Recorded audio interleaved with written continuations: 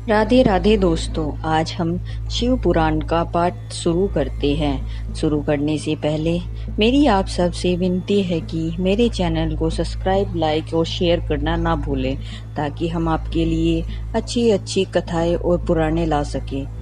ओम नमः शिवाय। चलो आइए शुरू करते हैं। राधे राधे दोस्तों, आपका फिर से स्वागत है मेरे YouTube चैनल राधे श्याम में। आज हम आपको आगे की कथा सुनाते हैं। अनजाने में शिवरात्रि व्रत करने से एक भील पर भगवान शिव की अद्भुत कृपा। वहां जाकर खड़ा हो गया। वह मन ही मन यह विचार करता था कि यहाँ कोई न कोई जीव पानी पीने के लिए अवश्य आएगा। उसी को मारकर कृतकृत्य हो उसे साथ लेकर प्रसन्नता पूर्वक घर को जाऊंगा।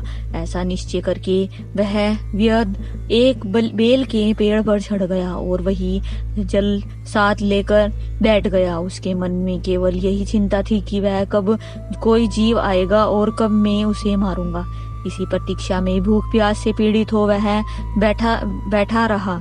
उस रात के पहले पहर में एक प्यासी हिरणी वहां आई, जो चकित होकर जोर जोर से चौकड़ी भर रही थी। ब्राह्मणों उस मृगी को देखकर व्यग को बड़ा हर्ष हुआ और उसने तुरंत ही उसके वध के लिए अपने धनुष पर एक बाण का संधान किया। ऐसा करते हुए उसके हाथ के धक्के से थोड़ा सा जल और बेलपत्र नीचे गिर पड़े और उस पेड़ के नीचे शिवलिंग था। उत्तर जल और बेलपत्र से शिव की प्रथम पहर की पूजा संपन्न हो गई। उस पूजा के महत्व से वह उस व्यर्थ का बहुत सा पातक तत्व नष्ट हो गया। वहां उन्होंने वाली खड़ाहट की आवाज को सुनकर हिरणी ने भय से ऊपर की ओर देखा। व्यर्ग को देखते ही वह व्याकुल हो गई और बोली। मृगी ने कहा, व्यर्ग तुम क्या करना चाहते हो? मेरे सामने सच सच बताओ। हिरणी की वह बात सुनकर व्यर्ग ने कहा, आज मेरे कुटुंब के लोग भूखे हैं, अतः तुमको मारकर उनकी भूख मिटाऊंगा, उन्हें तृप्त करूंगा।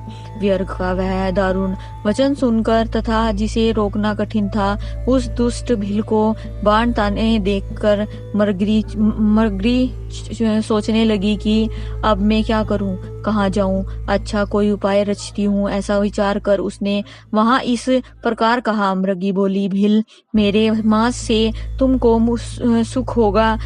इस अनर्थकारी शरीर के लिए इससे अधिक महान पुण्य का कार्य और क्या हो सकता है।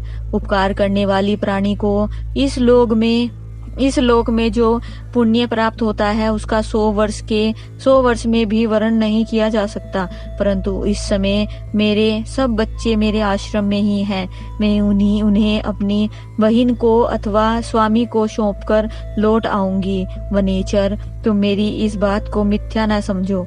मैं फिर तुम्हारे पास लौट आऊंगी, इसमें संशय नहीं है। सत्य ही धरती टिकी हुई है, सत्य से ही समुद्र अपनी मर्यादा में स्थित है और सत्य से ही निर्झरों से जल की धाराएं गिरती रहती हैं। सत्य में ही सब कुछ स्थित है। सूत जी कहते हैं, मृगी के ऐसा कहने पर भी जब व्यर्ग ने उसकी बात नहीं मानी, तब उसने अत्यंत विस्मित एवं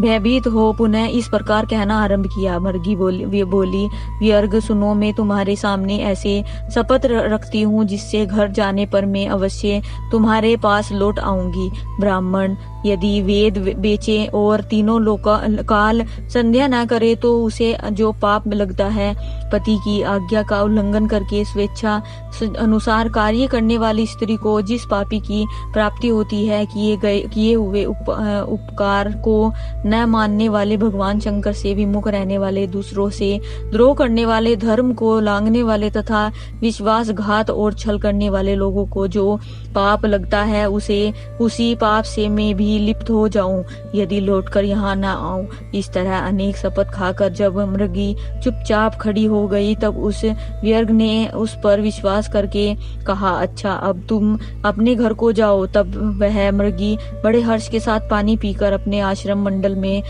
में गई। इतने में ही रात का वह पहला पहर व्यर्ग के जागते बीत गया। तब उस हिरनी की बहन दूसरी मृगी जिसका पहले ने स्मरण किया था उसी की राह देखती हुई जल पीने के लिए वहां आ गई। उसे देखकर भील ने स्वयं बाण को तरकस से खींचा। ऐसा करते समय पुनः पहली की भांति भगवान शिव के ऊपर जल और बेलपत्र गिरे। उसके द्वारा महात्मा शंभु की दूसरे पहर की पूजा संपन्न हो गई। यद्यपि वह प्रसंगवश ही हुई थी तो भी व्यर्ग के लिए सुखदायिनी हो गई। मृगी ने उसे बाण खींचते हुए देख पूछा, वनेचर यह क्या करते हो? व्यर्ग ने पूर्ववत उत्तर दिए, मैं अपने भूखे कुटुंब को तृप्त करने के लिए तुझे मारूंगा। यह सुनकर वह मृगी बोली। मृगी ने कहा, व्यर्ग मेरी बात सुनो, मैं धन्य हूँ, मेरा देह धारण सफल हो गया है क्योंकि इस अनित्य शरीर के द्वारा उपकार होगा, परंतु मेरे छोटे छोटे बच्चे घर में हैं, अतः मैं एक बार जाकर उन्हें अपने स्वामी को सौंप दूं, फिर तुम्हारे पास लौट आऊंगी। व्यर्ग बोला, तुम्हारी बात पर मुझे विश्वास नहीं है, मैं तुझे मारूंगा, इसमें संशय नहीं है। यह सुनकर वह हिरनी भगवान विष्णु की शपथ खाती हुई बोली, व्यर्ग जो कुछ भी मैं कहती हूँ उसे सुनो। यदि मैं लौट कर न आऊं तो अपना सारा पुण्य हार जाऊं, क्योंकि जो वचन देकर उसे पलट जाता है वह अपने पुण्य को हार जाता है। जो पुरुष अपनी विवाहिता स्त्री को त्याग कर दूसरी के पास जाता है, वैदिक धर्म का उल्लंघन करके कपालिक धर्म पर चलता है, भगवान विष्णु भक्त होकर शिव की निंदा करता है, माता पिता की निधन तिथि को श्राद्ध आदि न करके उसे सोना बिता देता है तथा मन में संताप का अनुभव करके अपने दिए हुए वचन को पूरा करता है।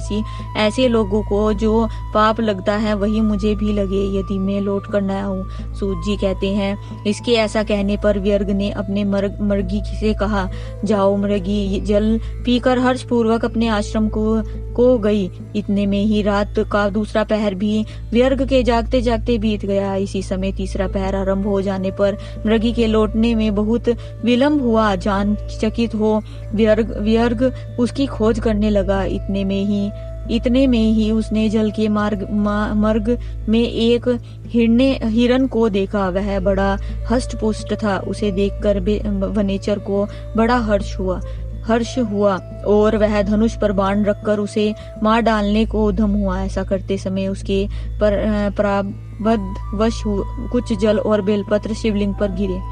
आज की कथा में यही समाप्त करते हैं। आगे की कथा आपको कल सुनाएंगे। ओम नमः शिवाय।